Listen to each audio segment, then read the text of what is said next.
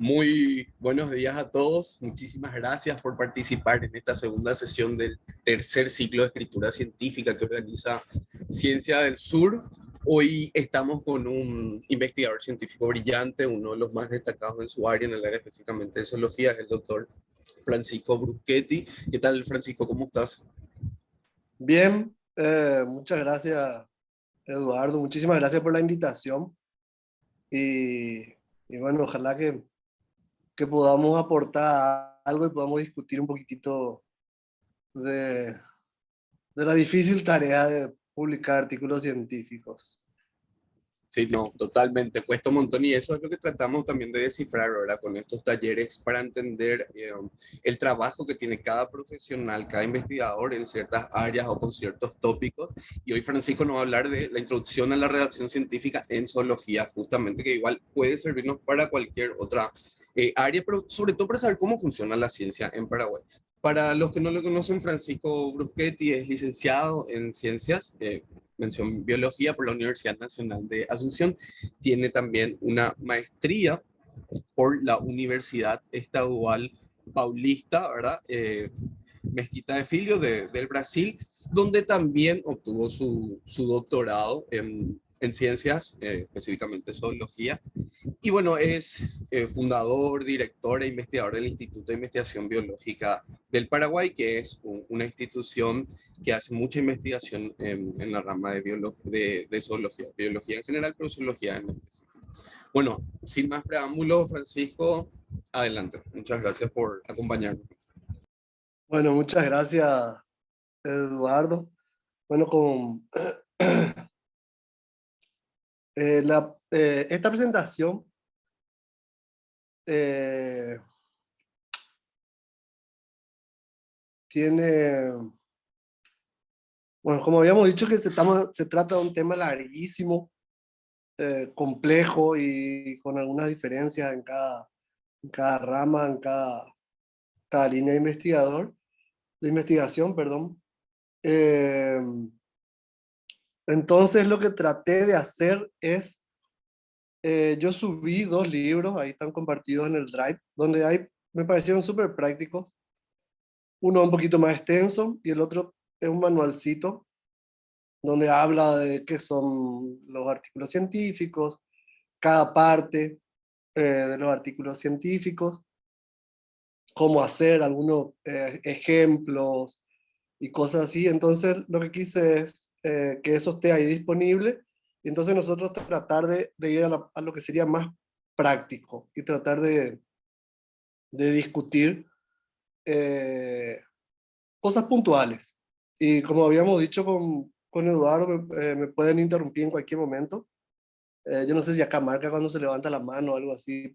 Yo creo que no estoy viendo. No sé si Eduardo vos estás Sí, sí, viendo. yo te aviso todo, Fernando, no hay problema. Dale. Y entonces me pueden interrumpir cuando quieran. Eh, es al comienzo la idea es definir algunos puntos importantes. Puse un chiquitito de historia porque me pareció que estaba buena la historia. Capaz que ya le contaron y,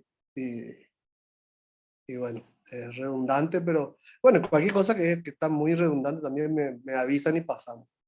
Em, después quería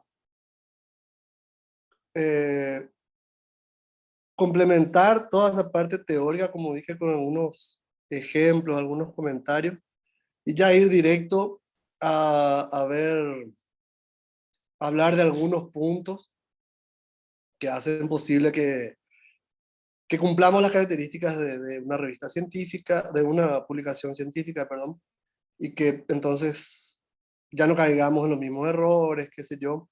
Otra parte, hice un levantamiento de, de, de errores, de críticas que ya recibí yo y otras críticas que encontré yo y que veo como, como editor asociado estoy como editor asociado también de la revista latinoamericana de herpetología, entonces estoy teniendo más contacto con muchas revisiones hechas por diferentes personas y realmente Eh, Hay errores recurrentes, entonces hice más o menos un compiladito de, de esos errores que creo que ayudan para la parte práctica.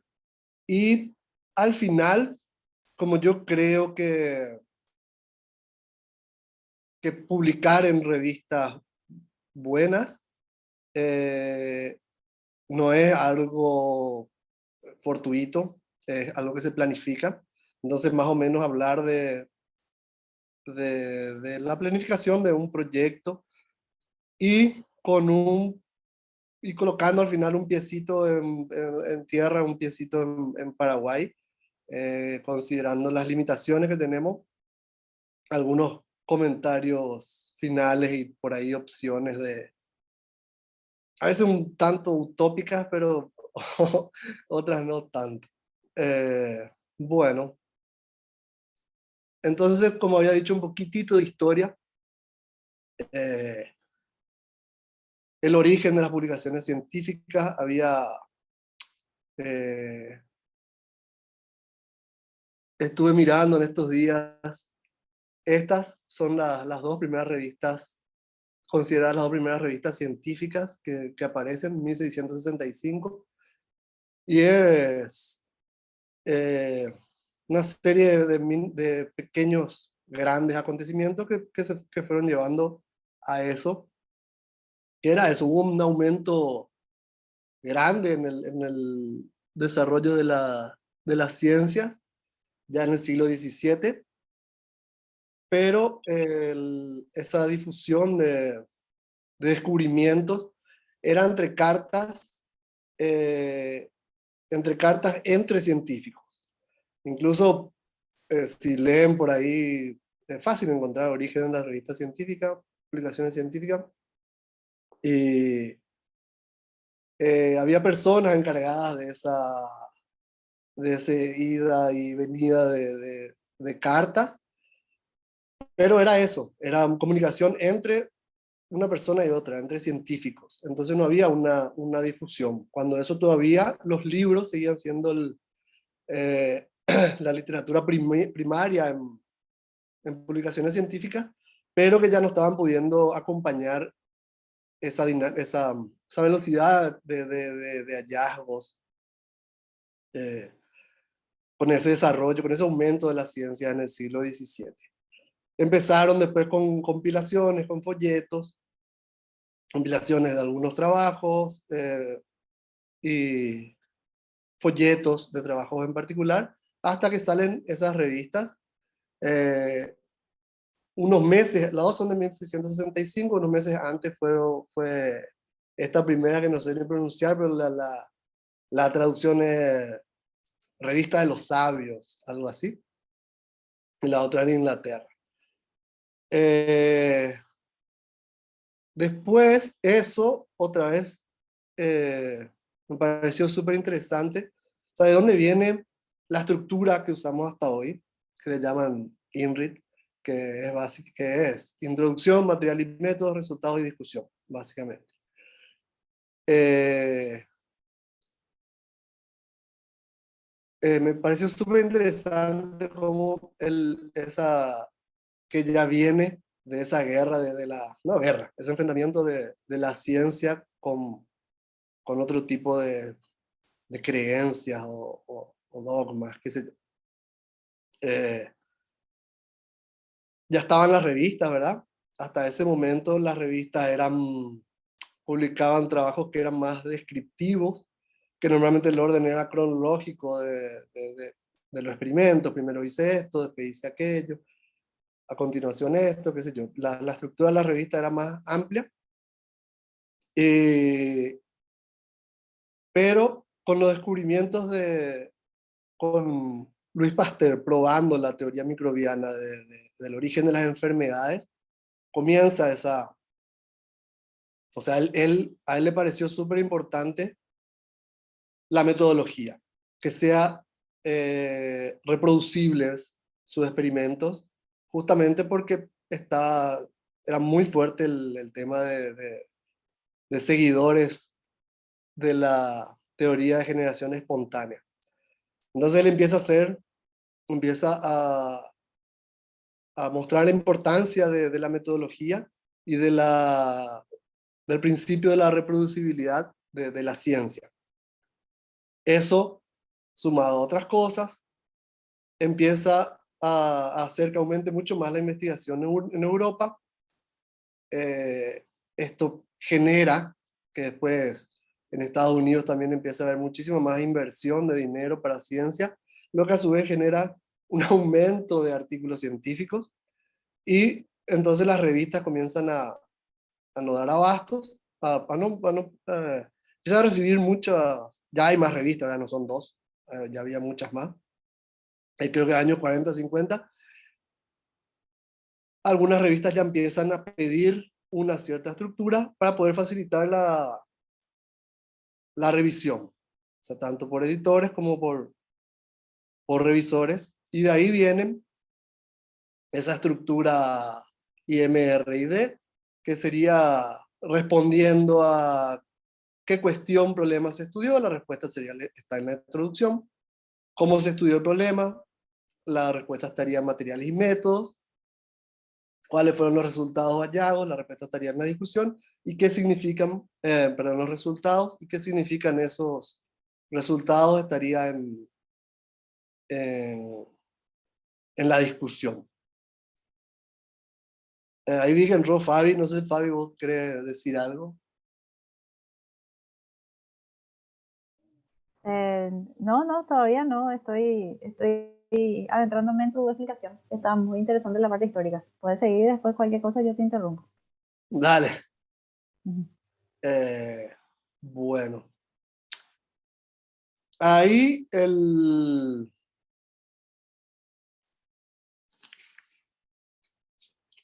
eh,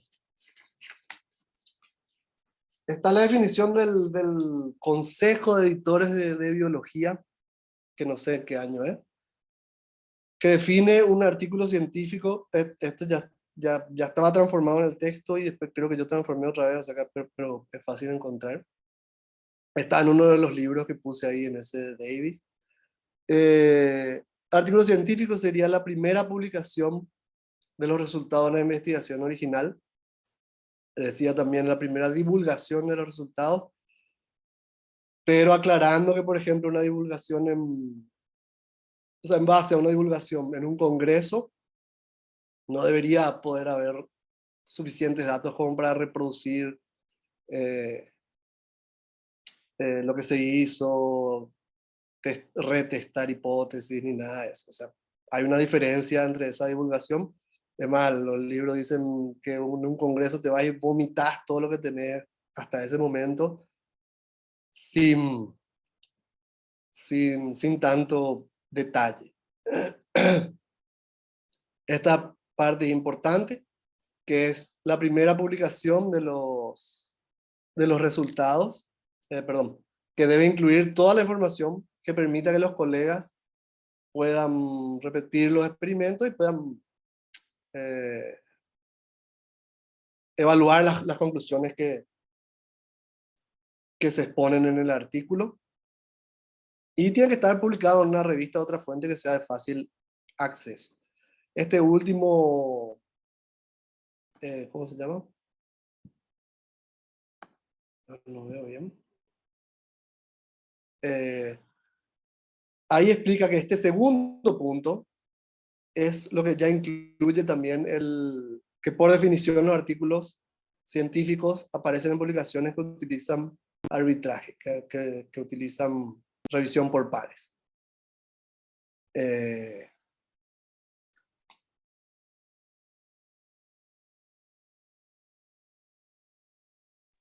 En ese punto que dijiste, Francisco, ya en la charla de ayer se habló sobre también, ¿verdad? Se habló sobre eh, publicar, en la publicación tienen que estar todos los datos para que otros colegas puedan reproducir. Se habla mucho de eso, ¿verdad? Que tiene que estar todo para que se pueda reproducir. Pero yo no sé en tu área, por ejemplo, si se cumple realmente eso, porque hay veces en que no sé por qué los investigadores no ponen todos los detalles de materiales y métodos, por ejemplo. como para que otro investigador pueda reproducir, o de repente uno quiere reproducir, no sale, y uno tiene que escribirle ¿cómo se dice? Al investigador principal para pedirle, y para pedirle indicaciones. Y yo creo que eso está mal, ¿verdad? Uno tiene que poder agarrar el artículo científico y poder reproducir sin tener que ir al autor a decirle, che, ¿sabes qué no me está saliendo esto? Ah, no, porque no pusimos nomás que hay que agregarle tal cosa. Eso, yo creo que eso es muy común y no sé qué tanto en tu área también es así, ¿eh? Yo veo encontrar de todo, pero depende mucho de la revista.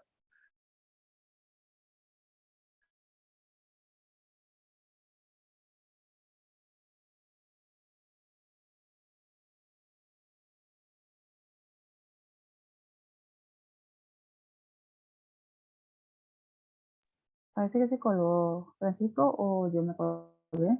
Edu.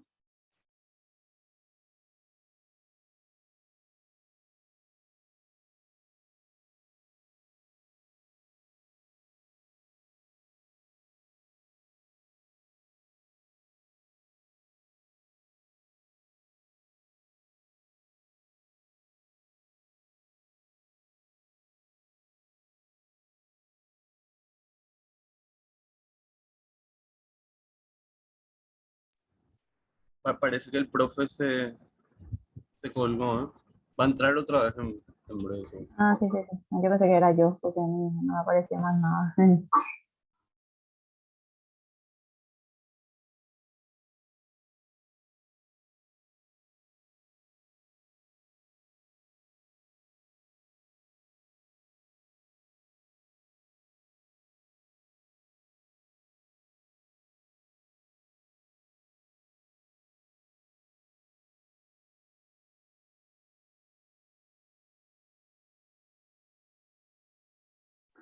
Ahí va a entrar enseguida. A Francisco ya le escribí, se cayó su conexión. Eh, bueno, como yo va a explicar ahora si en su área también ocurre eso, de que uno quiere reproducir a veces. ¿Qué pasa? Cuando un investigador publica, bueno, seguramente ya leyeron ustedes varios artículos científicos, todos los materiales y métodos, ¿verdad? Publica. Y después uno tiene nuevos datos de su país, de su región o de otra planta o de otro animal que puede usar la misma metodología que ya se publicó. Eso también se puede hacer, ¿verdad? Eso también es innovación, ¿verdad? Porque es innovador porque estás usando otra fuente de información que sería ya sea el animal, la planta o un área o lo que sea. Pero a veces ocurre que uno quiere reproducir cómo está en materiales y métodos y no sale lo mismo, ¿verdad? No aparecen las mismas, parece que no resulta tan fácil reproducir algunas cosas, ¿verdad? Y entonces ahí Francisco va a comentar un poco en su área cómo es, ¿verdad? Porque en cada área otra es distinta, ¿verdad? En mi área varias veces escuché que se quiso reproducir y que no se pudo, eh, y no sé cómo es en el área de zoología, por ejemplo. Pero no sé hasta, hasta dónde me escucharon porque no me di cuenta que se había Casi nada, cortado. casi Ah, nada, la verdad que bueno, estaba diciendo eso de material y métodos que permitan reproducir de nuevo los experimentos y análisis. Y te decía, hay de todo. Por ejemplo, hay análisis que cada vez ponen menos, por ejemplo, análisis que se usan muchísimos parámetros, muchísimos priors y no se especifica mucho. Y hay muchísima diferencia en usar de una u otra forma. Eh, lo que también se ve mucho en las revistas que buscan que los artículos no sean muy gigantes, te piden colocar los detalles de materiales y métodos en material suplementario. Entonces, creo que eso funciona bastante bien. Ahí se explican mucho mejor las cosas. También se comparten los scripts usados y es que para análisis. qué sé yo, matrices enteras en repositorios tipo Dryad. La secuencia de ADN tenés que depositar en GenBank. O sea, funciona bastante bien. Lo único que yo veo que para algunos análisis no se usan, no se ponen tantos detalles. Pero depende, yo creo que eso depende bastante de la revista y de los revisores. Pero a mí me parece que, que usar el material suplemental para eso me parece que está bueno. O sea, si te querés profundizar en qué se hizo y qué sé yo, o hacer de nuevo, me parece genial. Sí, me parece, eso, yo también creo que me parece que para eso se puede usar bien materiales y métodos. Y, perdón, material suplemental, porque ahí detallas, ¿verdad? Porque hay cosas que necesitas, hay datos que necesitas y a veces como la revista no tiene ese formato de usar tanto espacio para materiales y métodos, tal vez, o tener más resultados para mostrar, que te van a ocupar mucho lugar, entonces, bueno, manda materiales y métodos y listo, ¿verdad? Eso sería interesante que se aplique en todos lados, ¿verdad? Pero sí, eso no era mi comentario. Genial. Bueno. Después tenemos más o menos, ¿verdad? La pequeña historia y ya estamos con el formato, todo, pero ¿por qué publicar? Y esto es algo que ahora viendo esa frase, debería estar creo que al comienzo, como las actividades de investigación y publicación están estrechamente relacionadas, o sea, deberían ir de la mano.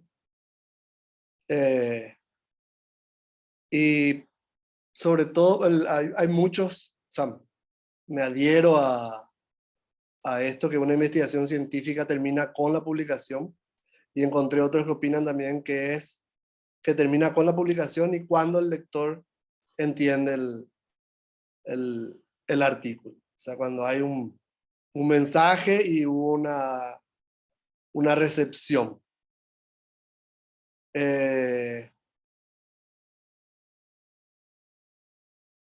Y también esto, sin publicación no hay aporte a la ciencia. No hay un artículo publicado, como habíamos dicho recién, tiene que tener toda la información necesaria para poder usar o basarse en lo publicado, para poder repetir, para poder testar las hipótesis con más datos u otros métodos, para poder reinterpretar los resultados, y todo esto nos lleva a este principio que la ciencia es comprobable.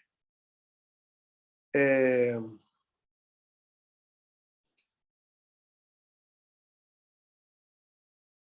de repente no puedo... Después están también estas cuestiones más prácticas, ¿verdad? O sea, si alguien se quiere dedicar a una carrera académica, a una carrera de investigador, tiene que considerar que la producción científica se mide, una parte importante de la medición, de la evaluación de un investigador, es la producción científica. Acá puse ejemplos, que había un concurso docente, tiene por ahí la palabra cada artículo científico, por cada artículo científico publicado, según se detalla a continuación, están los puntajes, el concurso docente investigador de FACEM también toma en consideración, y el PRONI, claro, que el Programa Nacional de Incentivo a Investigadores considera, es lo principal, es la producción científica. Bueno, en zoología, en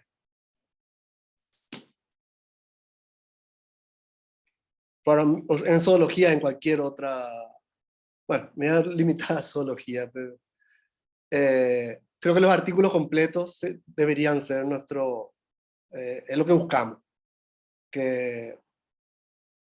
Y también yo considero qué es lo que se debería considerar en las evaluaciones como producción científica. Por ejemplo, para el PRONI. Acá pongo un ejemplo difícil de alcanzar, ¿verdad? Pero debería ser a lo... No digo que tenemos que apuntar a hacer un árbol de la vida, pero sí apuntar a hacer publicaciones, artículos completos. Ya que los otros tipos de publicaciones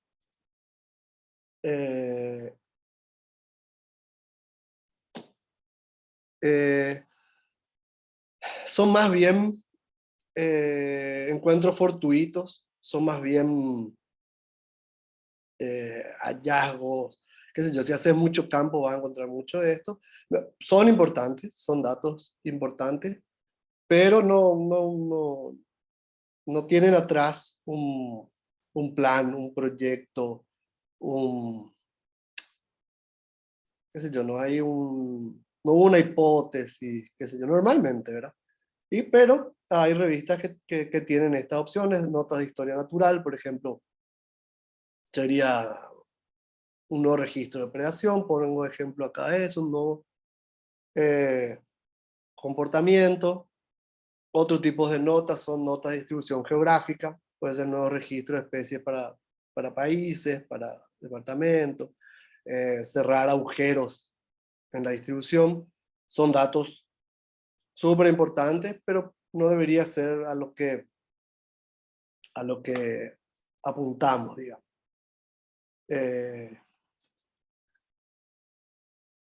¿Dónde se publican estos trabajos de zoología? Están las revistas por grupo taxonómico, que varias de ellas son permiten todo tipo de enfoque, siempre que sea dentro del grupo, por ejemplo, Journal of Herpetology, sería el grupo anfibios y reptiles. Ahí puede ser sistemática, taxonomía, y algunas de ellas, bueno, filogeografía, biogeografía, lo que quieras. Y algunas de ellas tienen apartados especiales de notas de distribución o notas de historia natural. Después están las revistas por especialidad, que serían las que normalmente están mejor categorizadas, tienen mayor factor de impacto, y a las que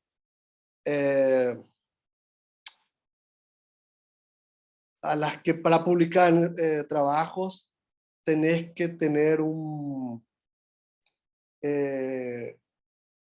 tu trabajo tiene que tener cierta relevancia para un público más amplio. O sea, en Journal of Biogeography tenés que ya tu especie capaz que pasa a ser ya tu especie pasa a ser un modelo, y tu trabajo ya tiene que ser atractivo para un público más amplio, testando hipótesis biogeográficas, y sobre todo con alguna, o sea, si es mejor con alguna novedad. Solo para hacer un repaso, el proceso editorial para la aceptación de un artículo es: vos mandás tu manuscrito con una carta a un editor jefe, ese editor jefe distribuye entre los diferentes editores asociados dependiendo de qué trata tu trabajo. Ese editor asociado manda por lo menos a 2 revisores que hacen sus recomendaciones de nuevo al editor asociado, y el editor asociado toma la decisión en base a las revisiones de esos por lo menos 2 revisores, en aceptar sin ninguna revisión o revisión menor, revisión mayor, o se rechaza. Y a veces te rechazan, pero diciendo que si consideras todas las recomendaciones que se te hicieron, las sugerencias, podrías reenviar sin asegurarte una aceptación, pero que tus chances de que sea aceptado mejoraría. Ahí ya depende de vos. yo creo que a veces se hace eso también porque las revistas son evaluadas también por el tiempo de aceptación. Y una revisión demasiado mayor, con reanálisis y todo, puede tardar mucho tiempo. Entonces, el tiempo desde que se envió el artículo hasta que se acepta va a ser muy grande y eso va en contra de la revista. Pero bueno, esto dentro de del mundo editoriales. Revistas de alto impacto, que sería a lo que queremos apuntar, ¿verdad? Obviamente son revistas indexadas, que están incluidas en índices académicos. Cuanto mejor indexada está, más fácil es encontrar la revista, te salta por todos lados los artículos. Pero estos índices, que esté indexada, no está directamente relacionado a una calidad en la revista. Hay índices que son más exigentes y otros que simplemente tenés que cumplir ciertos requisitos en la estructura de los artículos y ahí ya estás indexado. Que es lo que decía, bueno, pero igual tenemos que apuntar por lo menos a que esté indexada. A ver. Factor de impacto, básicamente, o sea, que simplemente que el factor de impacto, acá puse una mini explicación, es un indicador de calidad, es un número, por ejemplo, número de artículos de 2015-2016 citados en 2017 sobre un número de artículos citables publicados en 2015-2016. Parece un trabalengua, pero bueno, se basa en la cantidad de citaciones que tienen los artículos dentro de esa revista, y eso le da un factor de impacto. Algo que ahora a mí me parece que debería serlo usado en evaluaciones tipo PRONI, ya que en PRONI se comparan investigadores que trabajan con zoología, con medicina, con ingeniería, con matemática. Creo que, por ejemplo, este ranking CIMAGO es bastante justo, ya que lo que hace es separar en 4, en Q1, Q2, Q3, Q4, las revistas de las diferentes ramas. Entonces vos podés tener, independiente del factor impacto, tu revista Q1, o sea, una revista de herpetología, puramente de herpetología, que es Q1, no tiene ni factor 2, tiene 1 punto algo, qué sé yo. Y revistas de medicina, no sé, tienen factor de impacto inmenso. Pero entonces lo que hace es que sea una comparación más, que para mí me parece más justa y es súper aplicable. CIMAGO se basa en Scopus. Entonces, y Scopus es más exigente indexar una revista a Scopus. Entonces ahí viene toda esa exigencia que yo creo que el PRONI ya tiene la palabra CIMAGO dentro de sus criterios, pero todavía está medio, pone CIMAGO y muchas otras. Entonces baja otra vez un poquito la exigencia. ¿Por qué es importante publicar en buenas revistas? Yo acá ya me perdí en mi copiatini, pero bueno, no importa. Una buena revista con buen factor de impacto, que esté encima hago Q1, Q2, ¿sí? Te asegura que tengas una buena revisión. Te puede llevar más tiempo, capaz, pero se supone que la validación de tu trabajo va a ser por investigadores calificados del área de tu artículo. Ahí María Entonces, Ramírez quiere preguntar. Sí, escucho. Buen día. No solamente a nivel de comentario, como estaba diciendo doctor Francisco, Muy interesante escucharle, me encanta, ¿verdad? Porque estoy aprendiendo muchísimo. Y, por ejemplo, Prony exige, a mí, por ejemplo, me pidieron para Simago, sin embargo, a veces uno procura y ve que otro colega en una revista depredadora está publicando, igual califican, ¿verdad? Porque hay muchas revistas depredadoras y que le pagas nomás unos $1000 mínimo, ¿verdad? Partí $1000 y ya se publica, ¿verdad? Y entonces ahí lo que es muy injusto, que yo ya justamente en mi comentario había mencionado eso a los evaluadores del PRONI, porque es muy injusto eso, porque es muy difícil publicar en una revista de alto impacto, te lleva mucho tiempo, mucho trabajo. Eso no quería comentar y muy interesante su intervención, estoy aprendiendo muchísimo. ¿De qué área sos, María? Ciencias agrarias. Ciencias Yo soy agrarias. veterana, doctor. Estoy riendo. Tengo Y 62 años, pero me inicié la investigación en el IPTA cuando fui joven, en el año 86. Después pasé en la Facultad de Ciencias Agrarias en el 2007. Pero a mí lo que me ayudó mucho, desde que inicié, del año 86, inicié con la investigación. Entonces eso lo llevo dentro de mí. En el 85 egresé y 86 investigación. Entonces eso pasé a la facultad como docente y solamente lo que hice es aplicar lo que he aprendido en esos 20 años atrás. Entonces, pero es la lucha, ¿verdad? Tratando de, porque en mi época, yo le digo, en esos años no hubo ese incentivo al investigador, nada.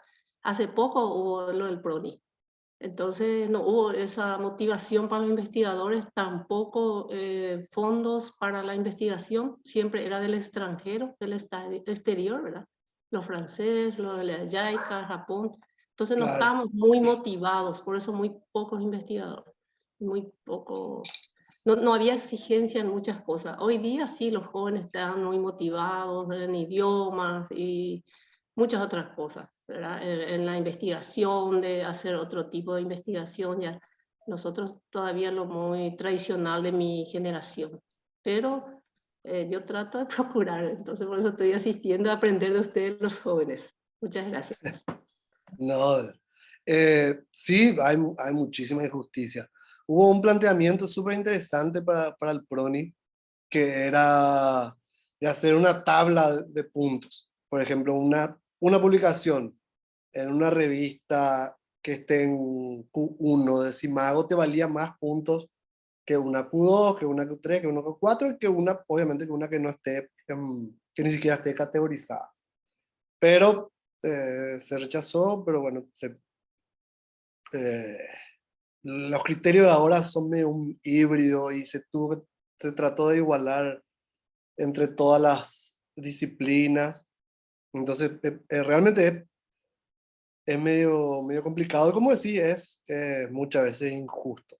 Ahora, una publicación, un artículo completo en una revista uno que te llevó un montón de años y un montón de inversión y proyectos y qué sé yo, te vale exactamente lo mismo que una nota de alguien, no estoy criticando, pero bueno, te vale lo mismo que haber encontrado, qué sé yo, que un pájaro se comió una lagartija que nunca nadie había visto eso, que puede ser algo que ven fortuitamente qué sé yo, cerca de tu casa.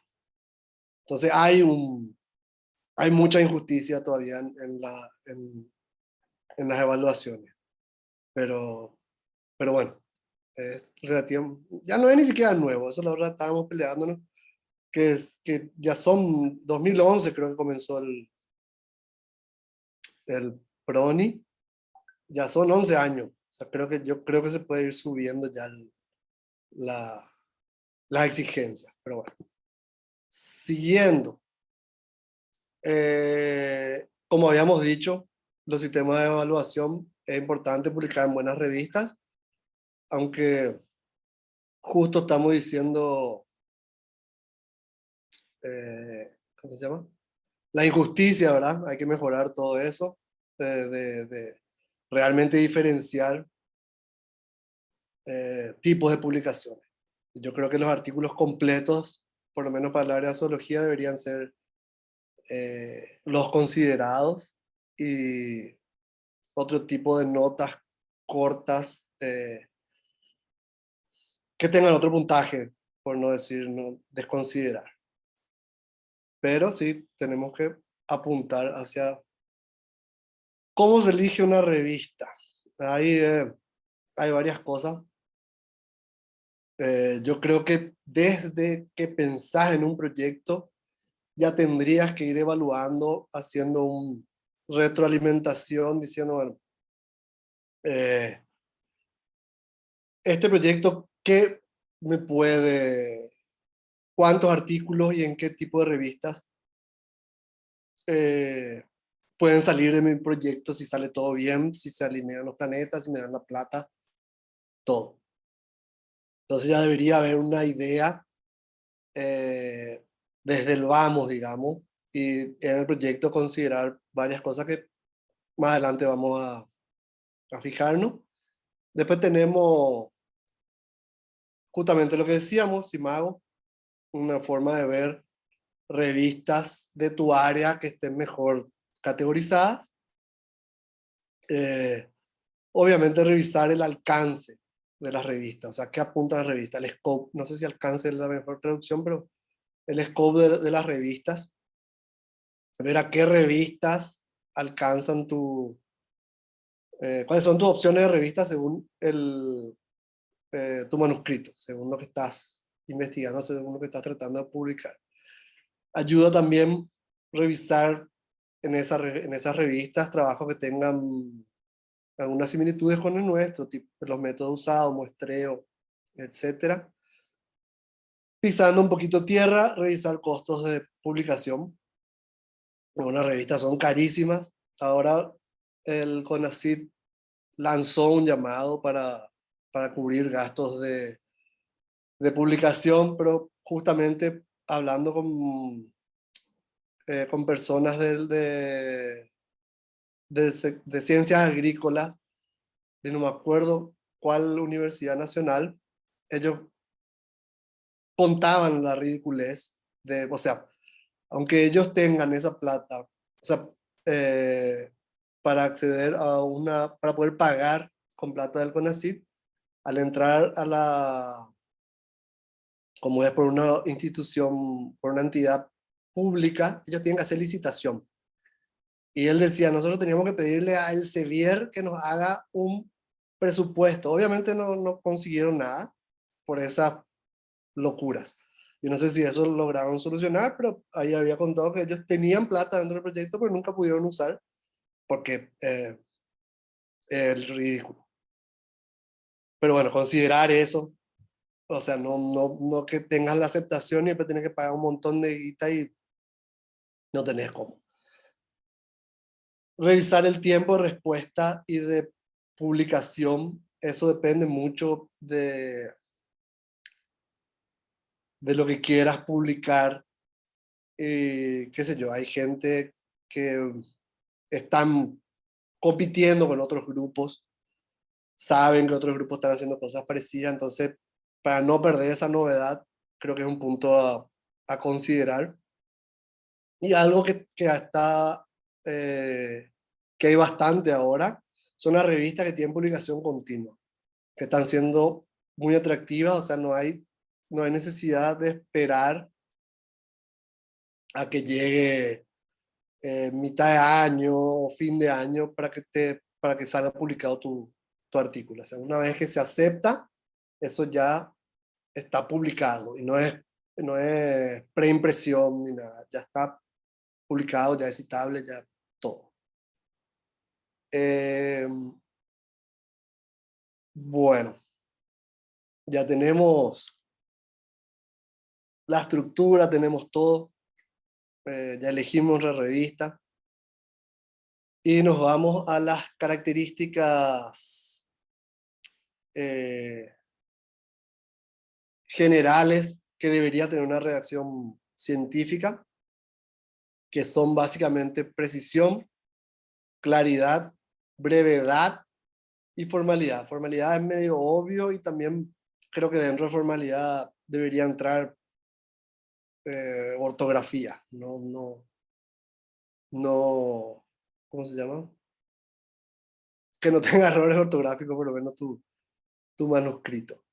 Y algo que me parece muy importante, esto que puse acá abajo, que leer artículos de tu área te permite ir incorporando frases, patrones de escritura, como dice ahí, que ayudan muchísimo. Inclusive hay veces que no sabes cómo poner algo y buscar en artículos parecidos te puede ayudar eh, a sacarte esas dudas, ¿verdad? Y a no meter la pata. Y también muchas veces te sirve para para cortar frases. Acá como vemos, brevedad. La precisión es súper importante, o sea, es comunicar realmente lo que queremos decir, evitar todo tipo de ambigüedades, o sea, ser lo más preciso posible. Esa claridad también va acompañando eso. Leer fácilmente, o sea, hay que evitar todo tipo de adornos extra para poder lograr esa precisión, claridad y brevedad. Otra cosa, bueno, vamos a seguir viendo.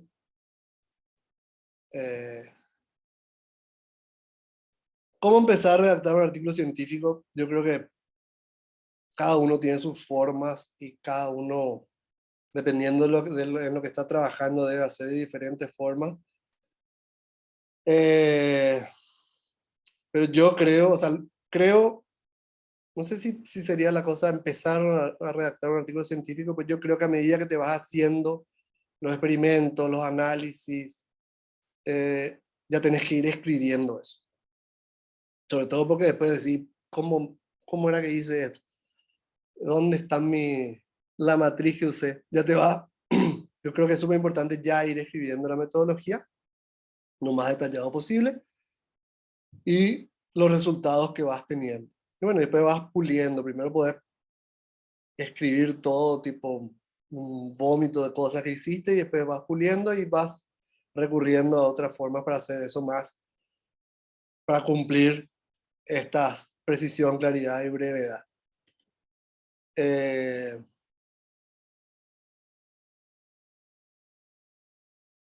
La introducción, yo creo que ya tenés algo en la cabeza, puedes ir haciendo cosas, pero yo creo que una vez que esté todo, ahí vos ves realmente qué debería ir en la introducción. Ahí en esos dos PDF que compartí en el Drive, no me acuerdo si los dos o uno de ellos habla específicamente de la introducción, de materiales y métodos, resultados, qué sé yo, qué incluir, qué no. Pero la introducción tiene que tener todo lo que se hable a lo largo de tu trabajo. La discusión tiene que estar en base a los objetivos, resultados y bibliografía relacionada.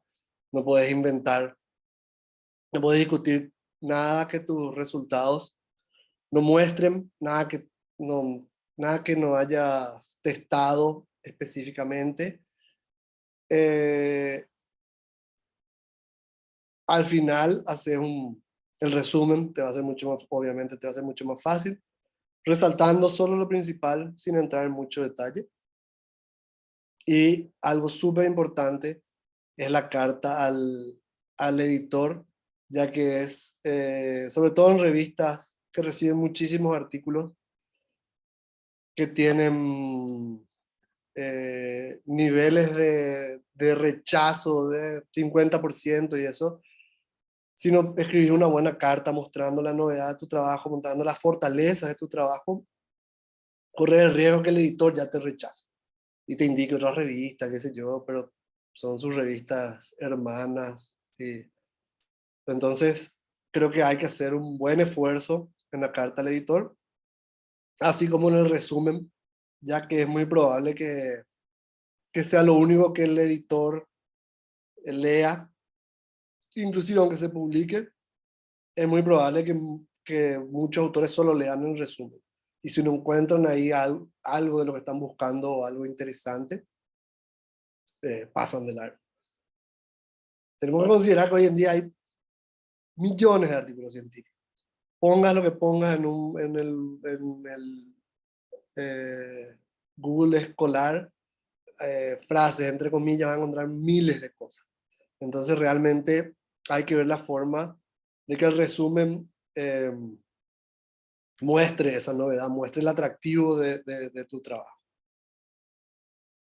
Esto es súper importante, me parece a mí, se escribe para el lector. Tiene que ser fácil de leer, fácil de seguir, sin tener que ir volviendo, sin que ir, qué sé yo, no entender una parte, tenés que volver a la introducción, o sea, y eso es fácil de leer, frases cortas, directas.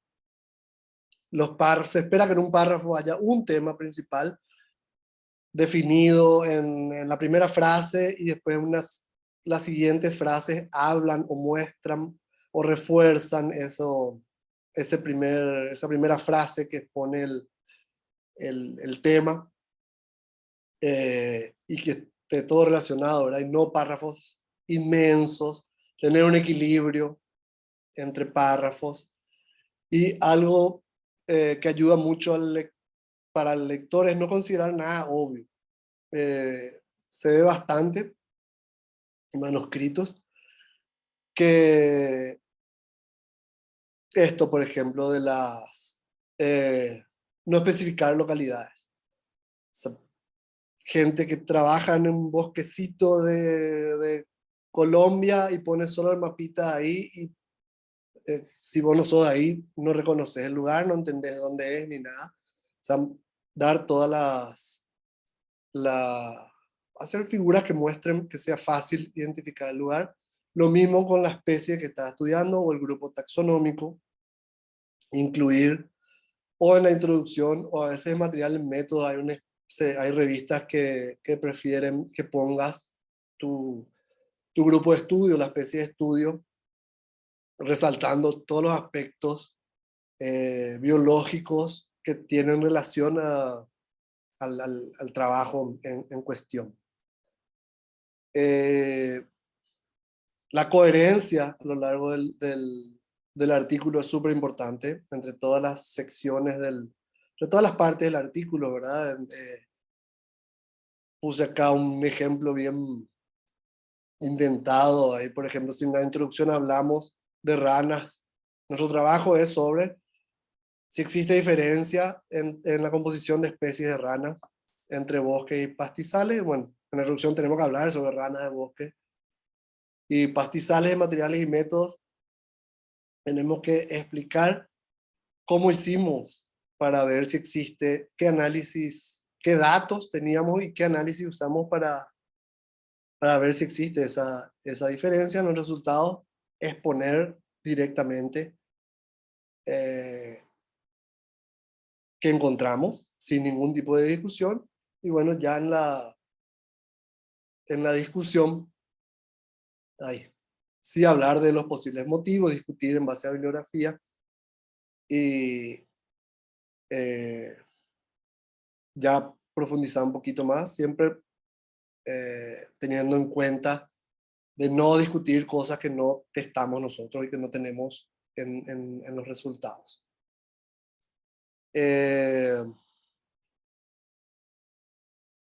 Algo también a considerar es que el lector puede no ser un especialista en el tema. Tratando de... Que el lector no puede ser un especialista en el tema, entonces hay que, justamente lo que decía Fabi también, el nivel el problema con las revistas ahora que te limitan espacio, pero bueno, está la opción de material suplementar, especificar bien todo lo que se hizo, procesamiento de material, la colecta de material, trabajo en laboratorio, el levantamiento de caracteres, cómo se codificaron los caracteres, cómo se elaboraron las matrices, los métodos explicar de la mejor manera, simple. Algo que estaba viendo ahora en un trabajo es que los parámetros usados no están bien explicados, o sea, es una revista, era para una revista amplia, sin embargo, habían parámetros que el nombre no se autoexplicaba y realmente tenías que ir a buscar la definición de esos parámetros, entonces hay que tener cuidado con eso. Y ya exponer, si es posible en la introducción, qué esperamos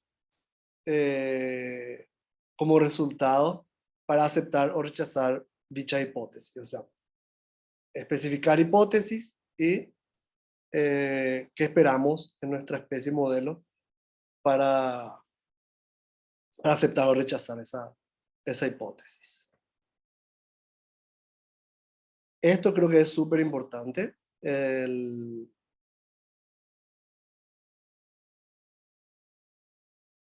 están escuchando? No sé si se cortó. Sí, sí, se escucha.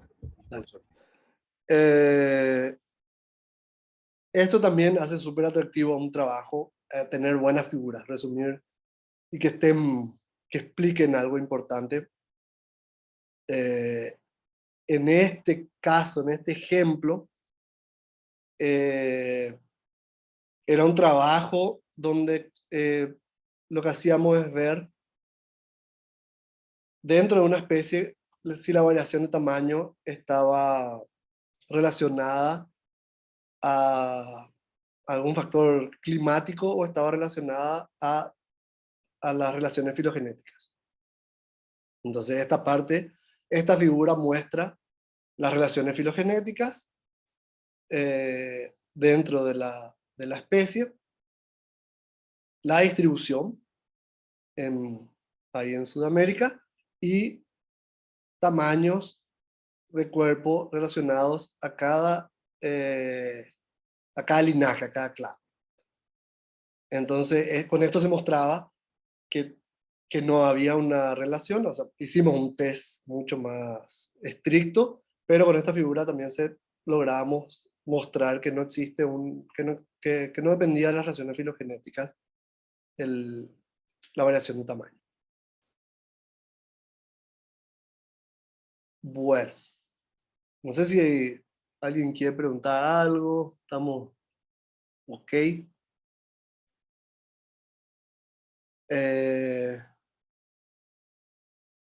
Errores frecuentes a la hora de redactar un artículo científico, eso es lo que le había dicho, que hice un levantamiento de cosas que ya me criticaron y cosas que veo bastante al revisar artículos, que bueno, ya habíamos hablado de esa falta de concordancia entre las diferentes partes del artículo, entre introducción, materiales y métodos, resultados, discusión, que todo lo que se discuta debe estar en los resultados y esos resultados deben estar relacionados a los métodos al material y método, ¿verdad? O sea, tienen que tener toda una relación, no puede aparecer nada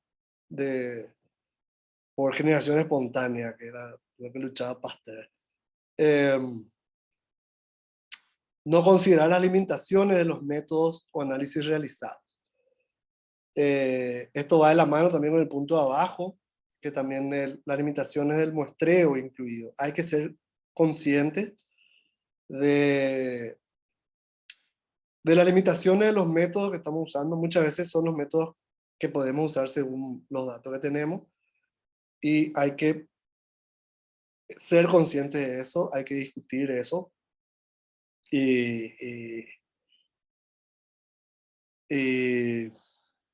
inclusive poder discutir un poquito las consecuencias que puede tener esos problemas metodológicos y de muestreo. No discutir todos los resultados. A veces tenemos resultados sorpresivos que no estaban en los planes. Qué sé yo,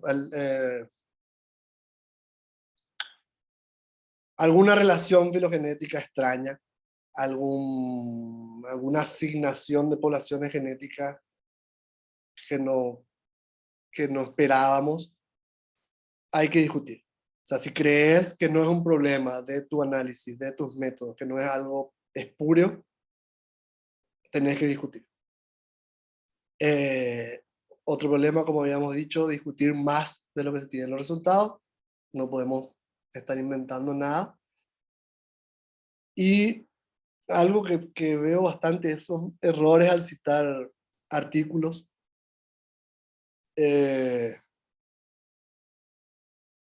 Realmente a veces se citan artículos que no tienen nada que ver con lo que se dice. A veces se interpretan mal los artículos. Y entonces hay que tener muchísimo cuidado eh, al momento de citar artículos. Hace poco estaba viendo esto, ¿no? Que eran críticas que nos hacían justamente en ese trabajo de variación de tamaño. Nos preguntaban por qué solo me dieron machos. La respuesta era porque casi no teníamos hembras. Pero sí, hay que justificar todo lo que se hace en materiales y métodos, sobre todo si es que hay otras opciones, sobre todo si son análisis estadísticos, que hay varias opciones y tenés que justificar, dice esto para probar esto, o sea, en base siempre a los objetivos. Otra cosa que ya habíamos dicho también, párrafos muy largos, eh, evitar eso. Y obviamente dentro de los párrafos, frases cortas, es mucho más fácil. Si te pones a leer esas frases gigantes o párrafos gigantes, es más fácil que te pierdas y pierdas esa claridad, esa precisión por falta de brevedad, justamente. Evitar los usos de términos vagos va también en esa parte de precisión. Era algo que, por ejemplo, había visto unos análisis súper elaborados para estimar tiempos de divergencia entre dos linajes y después en resultados sí es una divergencia reciente. O sea, teniendo números, es mejor usar los números que estar usando términos vagos. Otras cosas en descripción de especies, tienen las palmas de las manos oscuras, tienen las palmas de las manos claras. Había leído un ejemplo, pero estaba en el libro, que decía tal cosa es color miel. Como si fuera que la miel es siempre igual, o qué sé yo, o sea, no.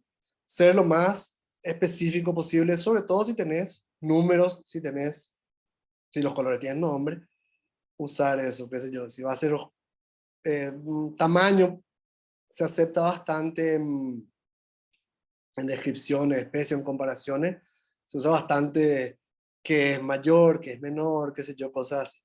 Pero si se tienen números también.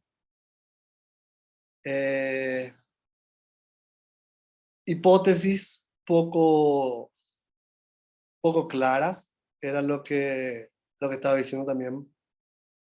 Creo que hay que ser lo más claros posible en la hipótesis, pero evitando entrar en miles de detalles. O sea, definir la hipótesis teniendo en cuenta esas características, ¿verdad? De ser específico, claro y breve. Citas quien propone por primera vez esa hipótesis y después especificas qué resultados esperarías si esa hipótesis es cierta o no. Eso también, declaraciones o afirmaciones no soportadas claramente por tus resultados, limitarse a nuestros datos y resultados obtenidos, y en todas las partes del manuscrito mantener el mismo orden. Eso facilita, o sea, todo lo que hacemos al redactar un artículo científico es facilitar la revisión, facilitar la lectura. Un manuscrito que es difícil de leer que, que tenés que leer varias veces para entender, que no está claro, que es larguísimo, al pedo, es muy probable que sea rechazado y es muy probable que ni siquiera pase del editor. Entonces, todo lo que hacemos es para facilitar el trabajo de revisores, editores, y después si por ahí pasa, que sea fácil entender para el lector. O sea, no hay mucho aporte a la ciencia si hacemos un artículo inentendible, inaplicable, probablemente no tengamos ninguna citación eh, de nuestro trabajo. Una Bueno, cosa que yo me... no sé si me escuchas bien, porque estoy sin audífono. te escucho, te escucho. Una cosa que yo me doy cuenta cuando me participo como evaluadora de póster nada más, ¿verdad? En Paraguay generalmente. Yo creo que más porque estoy afuera, ¿verdad? Eh, y es el primer paso para que mañana uno tenga más facilidades a la hora de escribir artículos con su orientador, digamos, es que la gente no sabe escribir las hipótesis. No sé por qué es el primer paso y lo que más se escucha, la hipótesis cuando uno está ahí estudiando, lo que sea que se estudia en metodología de la investigación, ¿verdad? Que también no sé, no estoy tan de acuerdo con eso, ¿verdad? Yo, pero bueno, no saben escribir hipótesis. Yo creo que una de las cosas que, sea cual sea el, la posición en que uno esté, ¿verdad? Ya sea profesor, ya sea estudiante de maestría, doctorado, si no sabes escribir hipótesis, sentate y practica a escribir hipótesis, porque, o si no, no se puede hacer. Y yo veo que o los estudiantes de estos profesores no le están acompañando a sus estudiantes, o realmente ni el profesor ni el orientador sabe escribir en una hipótesis, ¿verdad? Y yo creo que, así como vos citaste también acá, ¿verdad? Que las hipótesis son un poco claras, qué sé yo. Parece que es una cosa fácil de hacer, pero realmente uno tiene que sentarse y ver bien y hacer bien en la hipótesis, que es el primer paso para que después todo vaya fluyendo un poco más fácil, ¿verdad? Claro, y es importante en todas las fases, porque ya en el proyecto, yo si vas a hacer maestría, doctorado, ya tu proyecto tiene que tener, si es posible, ¿verdad? Hipótesis claras, y cómo va a testar esa hipótesis, y qué esperás que pase para aceptar o rechazar esa hipótesis. Y, y otra, yo agregaría a todo lo que vos decís, es leer muchos trabajos de tu área, leer bien cómo se presentan las hipótesis, cómo se, claro, y cómo se plantean esas preguntas y los objetivos y todo, pero todo parte de las hipótesis. Como le decía al comienzo, que después al final es esto, yo creo que publicar en revistas de alto impacto no es fortuito, que esto tiene que estar planeado. Ahí también se ve esa injusticia que decía María, creo que era, de vos planear algo gigante, involucrar a un montón de gente, tratar de buscar subsidios y qué sé yo, y después alguien con una revista depredadora vale igual su trabajo con una nota fortuita. Pero bueno, sin estar llorando mucho. No sé si quieren hacer una pausita para ir al baño, comer una empanada. Ojalá yo pudiese comer banana.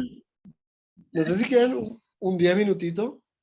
¿Quieren, María Justina o Mirta, no sé si quieren unos 5 o 10 minutos? Sí, cada uno toma agua. Sí, dice María. Ya hay una que apoya, entonces podemos dar un break de 5 o 10 minutos. ¿Cómo te parezca, Francisco?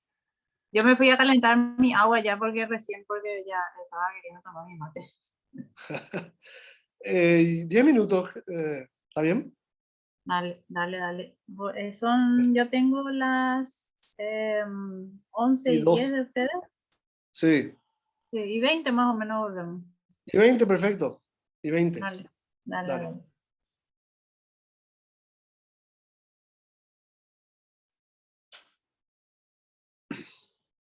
Seguimos. Sí, sí, ya estamos, profe, adelante. Dale. Bueno, como estábamos diciendo, que publicar en mejores revistas que estén mejor categorizadas, no sería, o sea, tiene que ser algo planeado, algo pensado, algo hablado, y entonces no es algo fortuito. Eh, a ver. Entonces, eso, ¿verdad? Desde el proyecto, pensar en qué necesitamos para publicar bien. Como habíamos dicho, qué artículos pueden salir de nuestro trabajo y, y a qué revistas podríamos apuntar. Para esto necesitamos tener eso que, objetivos claros desde el inicio, preguntas concretas, hipótesis bien fundadas, ¿no? Eh, Ese era el ejemplo que ponía hace rato. Ahí la pregunta inicial era: la variación de tamaño depende de algún factor climático. Eh, para eso necesitábamos calidad de datos, buenos muestreos, N suficiente para responder a todas las preguntas, métodos y análisis que respondan directamente a esas preguntas, que ayuden a testar directamente esa hipótesis.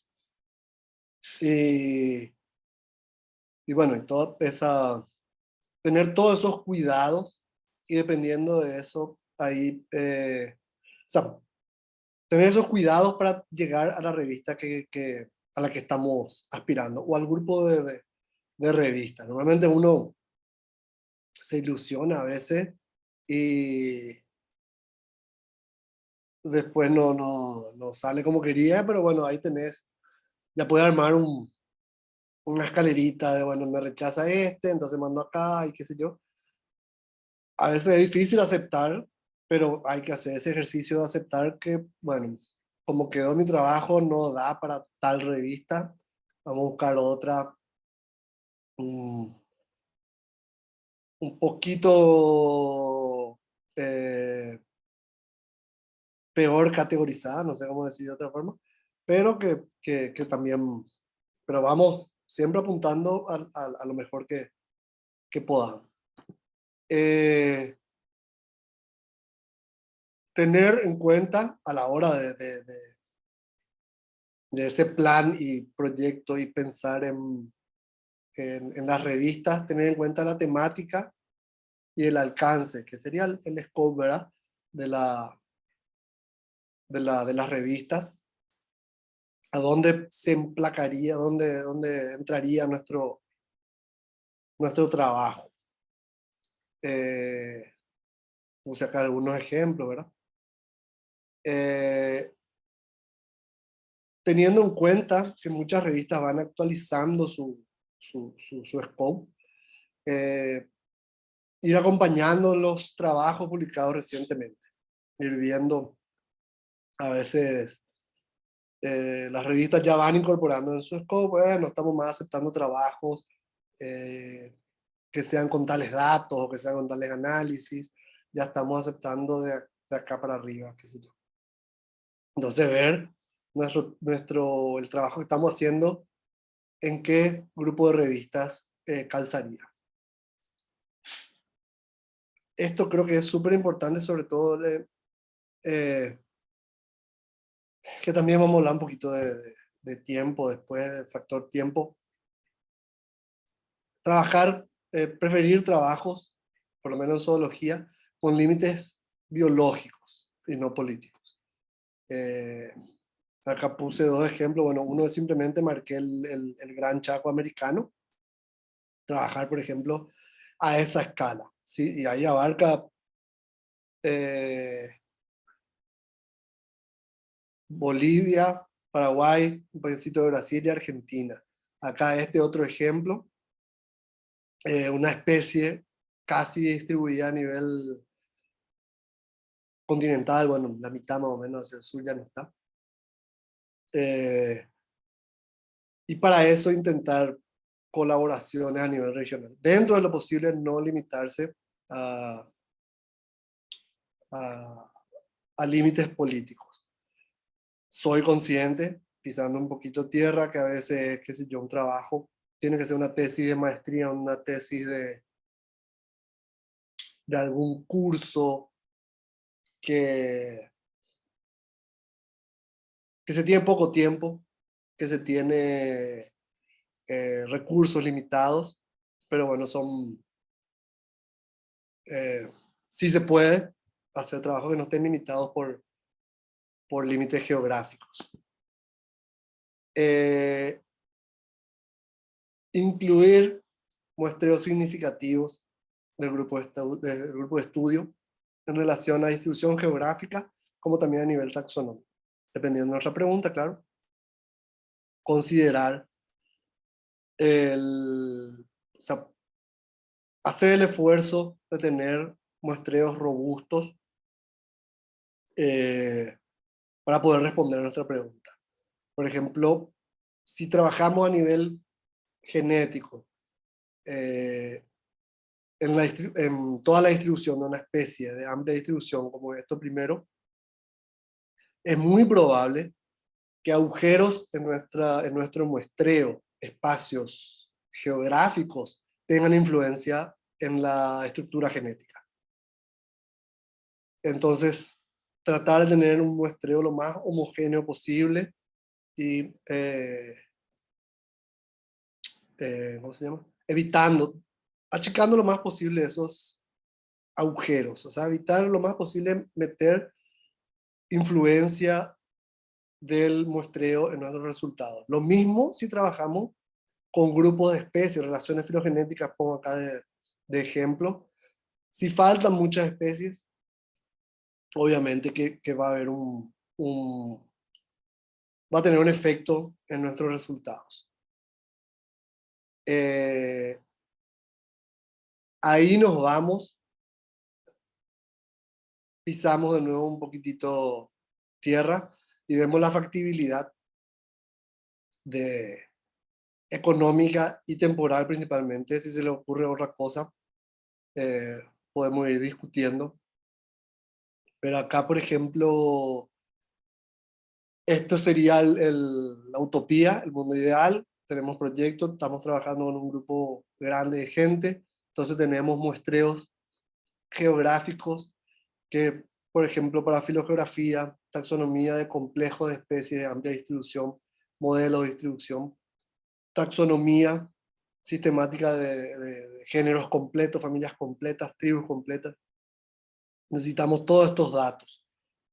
Necesitamos para algunos por lo menos los puntos de colecta, las coordenadas. Para otros es más complejo, necesitamos individuos vivos. Para otros ya ejemplares de colección, muestras de tejido, secuencias de ADN. Eso pensando en varios tipos de trabajo y varios tipos de proyectos, ¿verdad? Para eso necesitamos necesitamos acceso a laboratorios, acceso a reactivos, o sea, espacio físico, plata para reactivos, acceso a computadoras para análisis. Eso nos viene, tuvimos varios problemas sobre todo con análisis que tenemos que vamos probando y hay que ir repitiendo, no funciona. Y son análisis que duran varios días, varias semanas. Acá en Paraguay creo que solamente Politécnica tiene un clúster y yo no sé cómo es el acceso para análisis pesada.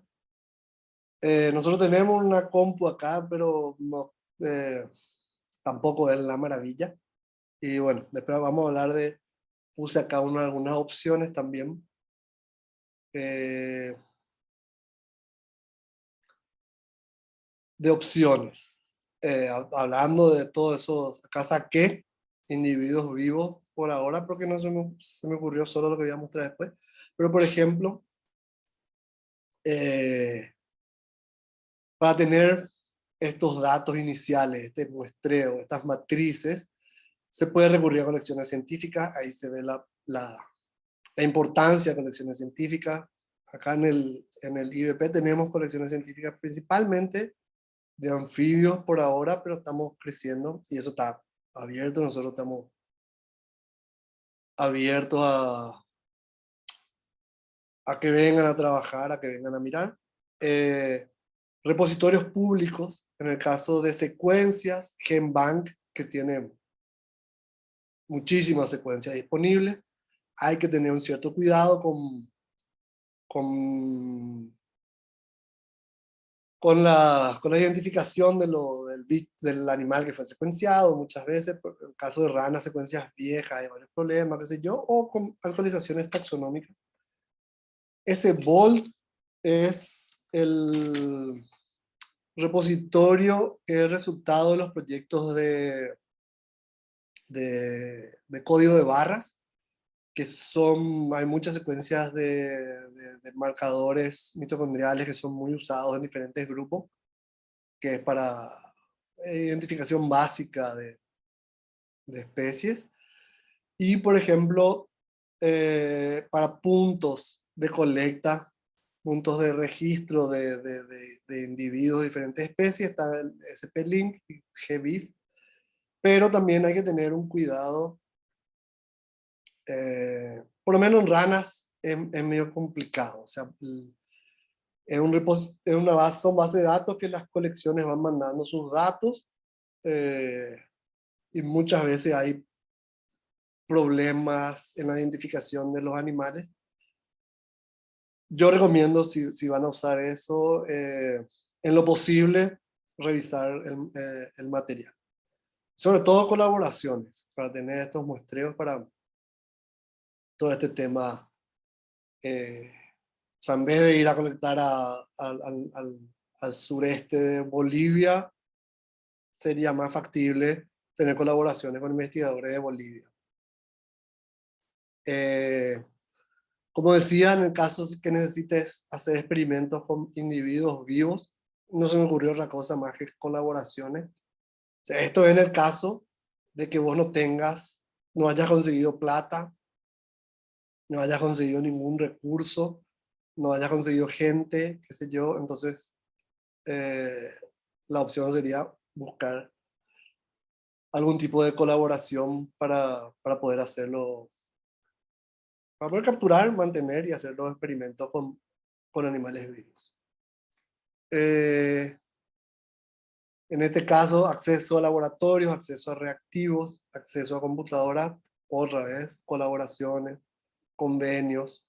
Estos convenios para obtener ese acceso al laboratorio trabajamos mucho con el Departamento de Biotecnología de FACEM, que para hacer la parte de laboratorio molecular, para generar secuencias de ADN. O sea, en realidad hacemos las amplificaciones ahí, mandamos a secuenciar a Corea, pero sin ese acuerdo que tenemos sería mucho más complejo. Como dije, estaría bueno tener un convenio, un acuerdo con Politécnica para poder usar su clúster. Y en cuanto a eso, en cuanto a esos análisis, el uso hay algunas plataformas, yo uso bastante Cypress, pero desde hace un tiempito, ahí hay varios programas de bioinformática para hacer análisis, pero ahora ellos están, eso era, creo que es del NSF, National Science Foundation, pero hace un tiempito ellos limitan a los que no están en Estados Unidos y enseguida gastas todas tus horas año.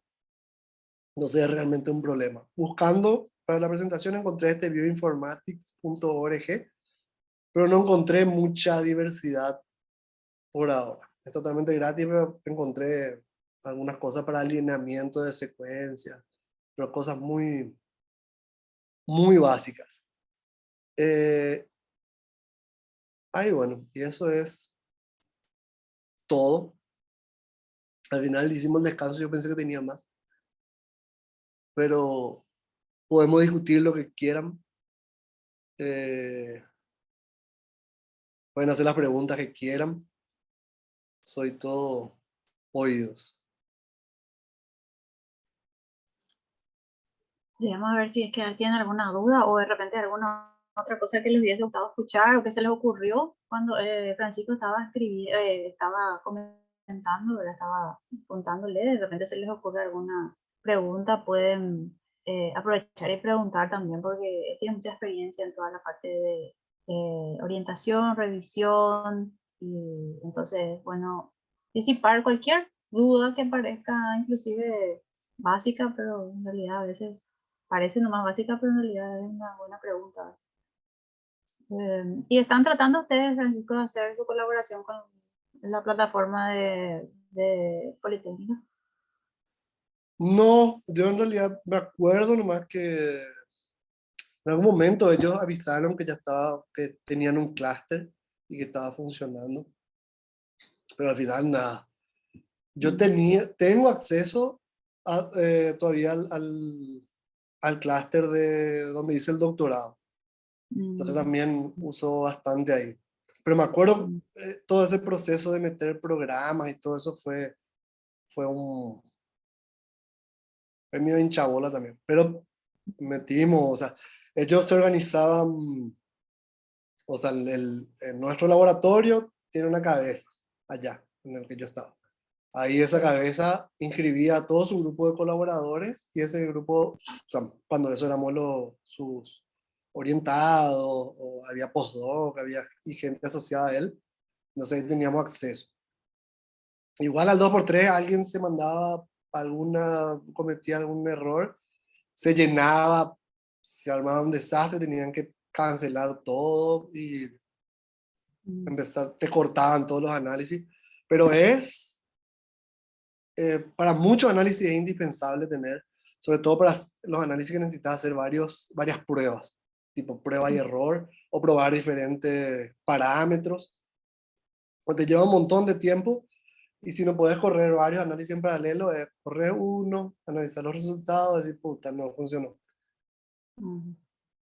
Pero sí, sería buenísimo poder, algo que yo creo que vale la pena darle una miradita a esos 2 PDF que subí. Inclusive uno de ellos, creo que ese que era el manual, tiene algunos tipos de ejercicios pone una frase y dice así, mejore esta frase. Pone una frase así medio confusa, qué sé yo. Y ahí después tiene otra vez, si sos honesto, va a tratar de mejorar y después tiene la respuesta. O sea, tiene opciones de cómo mejorar esas frases. Y todo en español, ¿verdad? O sea, para ejercitar. Inglés, eso me olvidé de decir, no hay caso. Inglés es la lengua para publicar en la mayoría de las revistas. Y es mejor hacer revisión que algún nativo de habla inglesa revise tu manuscrito porque hay mucha diferencia. Yo siempre recurro a amigos de amigos, qué sé yo, que tienen precios razonables, pero varias editoras tienen, varias universidades incluso tienen ese servicio. No sé actualmente cómo estará el precio, pero creo que es mucho mejor ya enviar un manuscrito que sea rechazado porque tiene otro tipo de problemas que no sea el idioma. A veces parece que te rechazan porque por tu apellido latinoamericano. ¿No? Claro, ya asumen que está No te todo mal rechazan, escrito. pero te dicen, ¿verdad? Te dicen, por favor, revisar el inglés, ¿verdad? Y a veces inclusive ya lo revisaste, ¿verdad? Pero, me pareció que a veces ocurre eso. No, después, pues, sí, me imagino que sí. Pero creo que es importante mandar algo que no tenga ese problema, que sea mucho, que si hay problemas, que sean otro tipo de problemas que después la sugerencia y correcciones, qué sé yo, te van a ayudar a mejorar el, tu manuscrito. Ujú. Que también es eso, hay que saber, creo que hay que aprender a aceptar críticas, eh, hay que tener el cuero grueso, ¿verdad? De no sentirse, de no ofenderse por críticas que se hacen. Que por ahí vos crees que está fantástico, pero en realidad tiene un montón de errores. Y ese trabajo del editor, del revisor, la gente hace gratis. O sea, y es un esfuerzo y, y ayuda mucho. Te ayuda mucho a juntar, como hice yo ahora, una recopilación de manuscritos que me pusieron eso, o que yo vi que otros revisores pusieron eso, o que yo encontré eso. Ayuda muchísimo ya para ir evitando esos problemas más, por lo menos los más básicos, ¿verdad? Mm. Claro, Y, claro. ay, ¿Y a vos te parece que una de las cosas que yo veo, no solo en Paraguay, ¿verdad? En todos lados ahora, es el tema de que el investigador, sabemos que para ser investigador tienes que publicar, si no publicas, morís como investigador, ¿verdad? O sea, dejas de ser investigador nada más, ¿verdad? Bueno, fuiste alguna vez y tampoco está nada malo ahí, ¿verdad? Pero ya no sos, ¿verdad? Entonces, como hay esa presión entre los investigadores, ¿verdad? De publicar, publicar, y más para concursos en otros países y todo, ¿verdad? El tema del número de publicaciones es demasiada presión. La gente se aviva, ¿verdad? Y empieza a buscar el lado para poder tener más publicaciones. Por un lado, hacen pequeñas publicaciones, ¿verdad? Pequeñas publicaciones para así vos acumular durante el año, ¿verdad? Y dependiendo del lugar, vale lo mismo, ¿verdad? Como así, ¿verdad? De que una publicación grande y vale lo mismo, pequeñitas publicaciones que vas lanzando durante el año. Y otros, ¿verdad? Que ya se avivan más, digamos, se asocian con distintos grupos, entonces a la par están publicando en los distintos grupos, ¿verdad? Y esa es una presión injusta a veces porque dependiendo del grupo en el que estés, el orientador quiere que publiques un artículo grande, bien detallado y que te lleva 2 años por lo menos. Sin embargo, ahí tu vecino, ¿verdad? Está publicando, apenas encuentra algo y ya publica, ya publica, ya publica. Así, honestamente, ¿qué te parece que en Paraguay tienen que considerar, ¿verdad? La gente que está publicando? y yo creo, o sea, eso es lo que pasa, que como está ahora es injusto. O sea, como están ahora, estoy hablando más del PRONI, ¿verdad? Eh, y después el tema bueno, el tema para docente e investigadores FACEN tiene también mil problemas. Pero hoy en día básicamente se considera igual un artículo gigante que una notita, como decir. Y en una eh, revista depredadora, como decía María, que pagás y te publican Mm, lo que sea. mm, Eh, yo sigo con mi idea de que es mucho mejor publicar trabajos grandes, dedicarse a trabajos grandes. No digo que no publiques si encontrás alguna novedad, qué sé yo, o sea, puede publicar, pero creo que no digo presión, pero creo que es momento de levantar un poquito la exigencia y que se considere que valgan más los artículos, por lo menos. Que empiece a haber una pequeña presión para que se publique mejor. Porque yo creo que publicar mejor, eh, justamente por lo que digo, o sea, tiene que haber un plan para poder publicar mejor. Eso va a mejorar los proyectos, va a mejorar que se necesite más gente, eh, qué sé yo, mejora los laboratorios, los grupos de trabajo, o sea, todo es todo una si el objetivo es una buena publicación, hay un derrame más amplio, digamos. Se necesita mucho más, se involucra más gente. Eh, y yo veo que, más o menos relacionado, pero no tanto, aparte de que si bien aceptamos que hay mayor inversión en Paraguay a investigación científica, sigue tambaleando. No es constante, no es previsible. Realmente pasan años sin que tenga la posibilidad por lo menos de presentarte a proyectos. No te digo que ganes siempre, pero y eso, más que sumado a que hay muy pocos investigadores que puedan dedicarse exclusivamente a investigación o mayor parte del tiempo a investigación, hace que no se publiquen trabajos tan grandes desde Paraguay, digamos, a menos que estén colaborando con otra gente, qué sé yo. Pero no hay así, sin esa dedicación, sin esa posibilidad de armar laboratorios donde hay, qué sé yo, varios estudiantes de doctorado, varios de maestría, varios postdoc, varios investigadores principales. Yo creo que es muy difícil eh, dar ese golpe de producción científica, sobre todo de calidad, ¿verdad? Aparte, como decís, tardan años en hacer una pequeña o una mejora, ¿verdad? Como el tema de lo que decís de las evaluaciones de los artículos, ¿verdad? De qué artículo podría pesar más que otro, ¿verdad? Se está discutiendo desde, como dijiste, el 2011, ¿verdad? Y es demasiado, es una vida. Una criatura de 11 años. No se puede, no se puede pensar a futuro, a corto plazo al menos, ¿verdad? Que uno pueda tener una mejora, ¿verdad? No sé, es un poco lento todavía, ¿verdad? Y yo creo que porque las bases no están bien todavía, el cimiento no es tan fuerte ahí, ¿verdad?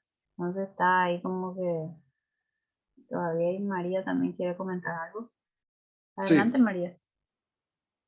Y realmente, así como están mencionando, es todo lento. A veces uno prepara un proyecto, terminó ya de ejecutar y recién se liberan los fondos. Es muy lento. El envío, por ejemplo, es así, con así de la misma manera. Muchas exigencias, pero muy lento liberan. Y de repente hay estudios que hay que hacer y se deben pagar caro, así como mencionó el doctor que tiene que hacer un convenio. Nosotros se está realizando más con el CEMIT, con la doctora Andrea Ru, ¿verdad? Y se tienen que traer Brasil los Prime y todos esos otros, ¿verdad? Que se necesitan, ¿verdad? Y es lento, ¿verdad? Todo es lento. Y nosotros en la Facultad de Ciencias Agrarias, eso es el problema de las revistas, y eso no se dispone en la biblioteca para tener full, ¿verdad? No están inscritos para estar investigando y hacer un proyecto. En la parte de lo único que nos ayuda es en el DICOMTE, que 5 hay que preparar un plan quinquenal, ajustarse, encuadrarse y hacer el trabajo grande e ir publicando, porque uno tiene que ir completando como docente e investigador todo ese plan que tenía como meta. Entonces, obligadamente hay que ir culminando o terminando, buscando que apoye a estudiantes de maestría, grado, pero también, como están mencionando, no hay esa concienciación de investigación. Cuesta mucho ese empoderamiento de la investigación, quieren tomar a la ligera. Eso tiene que ser, bueno, ahora se está iniciando para en la secundaria, se está promocionando mucho la investigación, para que tengan idea, porque eso, bueno, es un día para otro que uno es investigador. Hay que ir formando a las personas, ¿verdad? Entonces cuesta mucho. En la facultad cuesta muchísimo con los estudiantes. A veces inician un buen trabajo y cuando están por culminar, abandonan todo el esfuerzo que hicieron y dejan nomás. Y no valoran ese sacrificio que tuvieron por todo ese tiempo, a veces un año, y abandonan.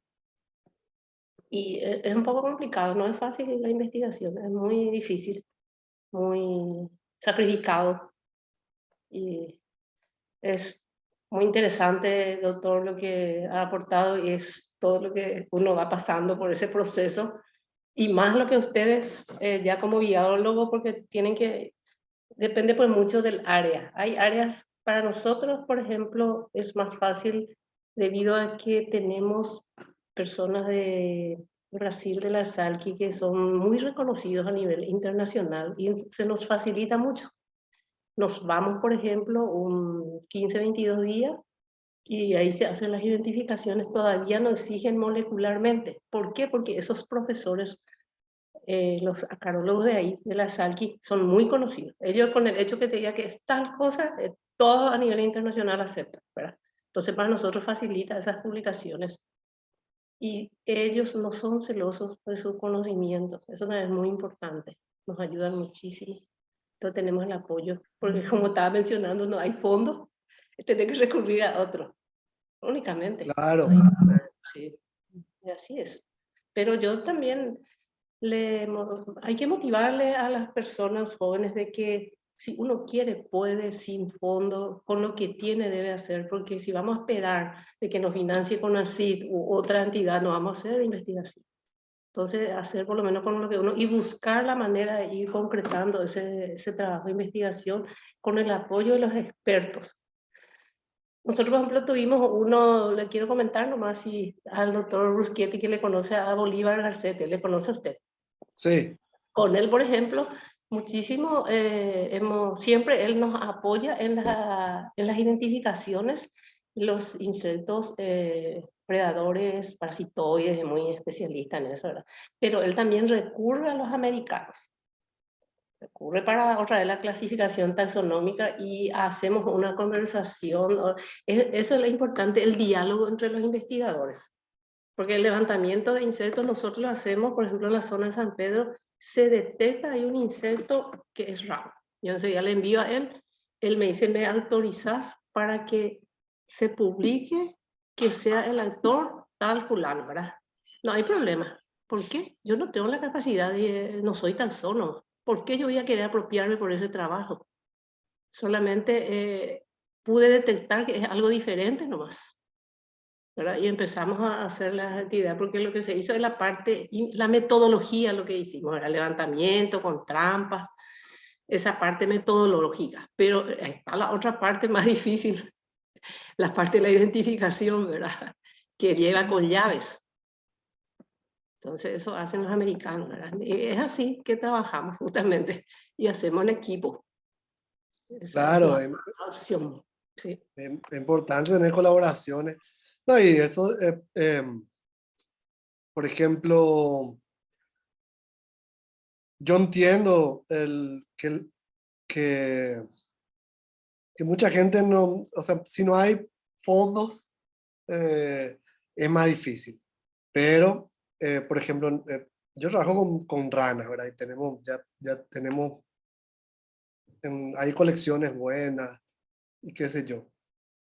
Para estudiantes, tenemos una estudiante que está en la facultad de grado, que lo que hacemos es con ella, tratamos de armar proyectos ya de animales colectados. Ya tenemos animales colectados. Hay otra, ahora vamos a hacer una tesis de maestría ya también, así con animales de colección. O sea, se da la importancia a las colecciones científicas y eso abarata bastante. O sea, se aprovechan esos viajes que nos costaron tan caros porque nos cuestan, tenemos colectas. El último proyecto grande que tuvimos fue de todo el Chaco. Entonces tenemos colectas importantes de todo el Chaco americano. Bolivia un poquito menos. Pero así tenemos muchísimos datos. O sea, hay muchas cosas que se pueden hacer que ya tenemos los datos o que ya tenemos los fondos. Tenemos también fondos para secuenciar y bueno, tenemos ahí para mantener la colección. Entonces esa cuestión de ir aprovechando y teniendo un poquito también, leer mucho y tener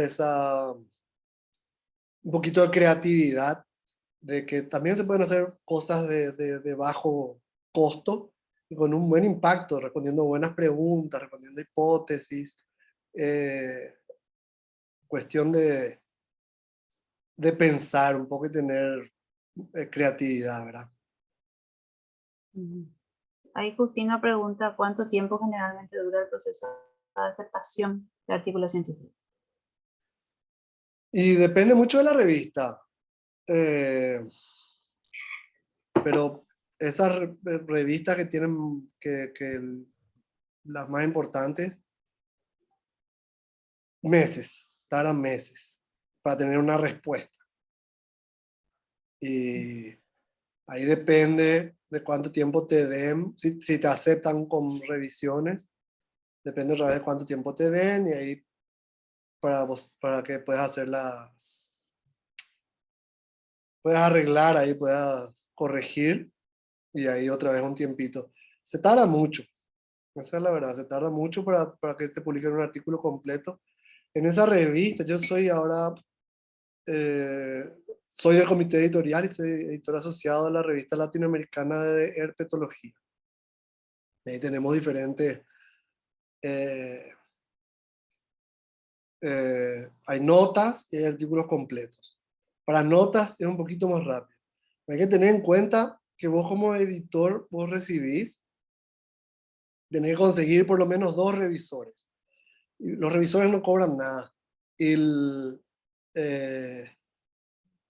sea, conseguir esos revisores ya lleva un tiempito, que esos revisores después se les pide, dependiendo del tamaño del artículo, 1 mes, 2 meses para que envíen su parecer.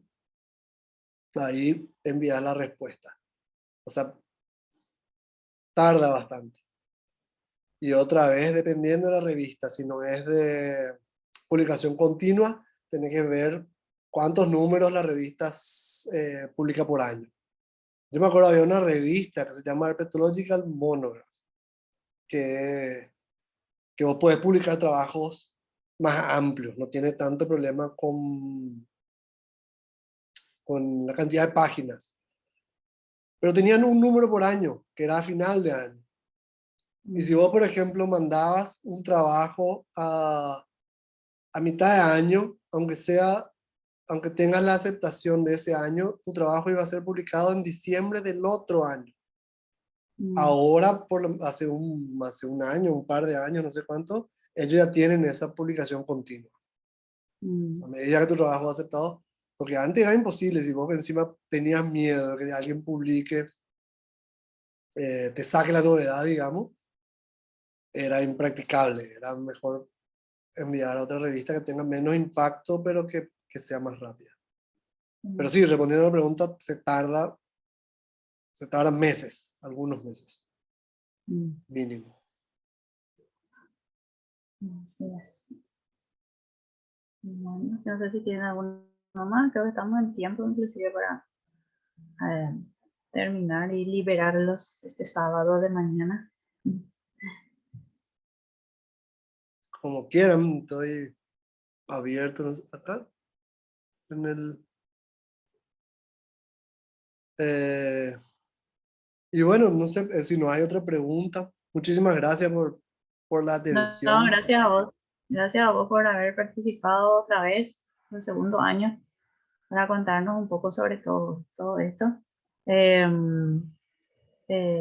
Y más porque hay nosotros, o sea, ustedes principalmente los que están publicando todo el tiempo y tienen muchas cosas para contar, ¿verdad? Tienen muchas cosas para comunicarle a la gente y todo, pero siempre lleva mucho tiempo armar la presentación, ¿verdad? Ajustar las cosas, eso lleva un tiempo, es trabajoso, inclusive hay mucha gente que rechaza dar charlas por eso, ¿verdad? Porque tiene que sentarse, armar la presentación y no es fácil, yo entiendo porque en Paraguay voy a hablar de Paraguay porque es lo que más sé, ¿verdad?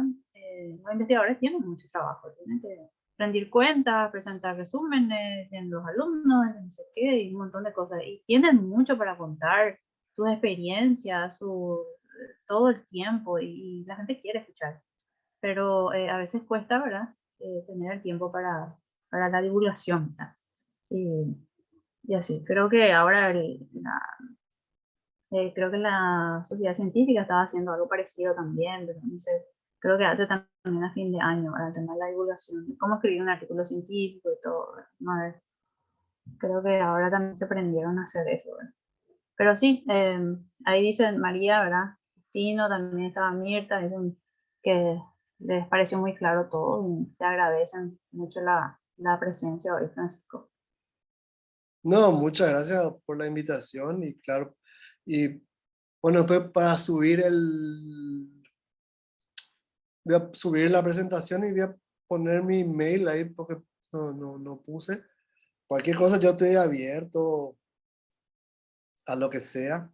Eh, y yo le aliento a todo el mundo, o sea, el que quiere dedicarse a una carrera científica. Estamos mucho mejor que antes del 2011.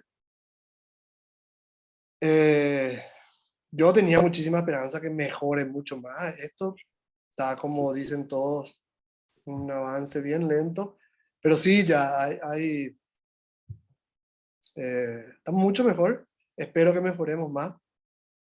Y, pero creo que seguimos atrasadísimos. Yo me acuerdo, una de las primeras presentaciones del CONACYT, yo no me acuerdo si ya era el PRONI, capaz que era antes del 2011, cuando empezó a funcionar de nuevo el CONACYT, mostraban tipo una línea de tiempo, tipo, una comparación. Y Paraguay estaba a 50 años en inversión y en producción científica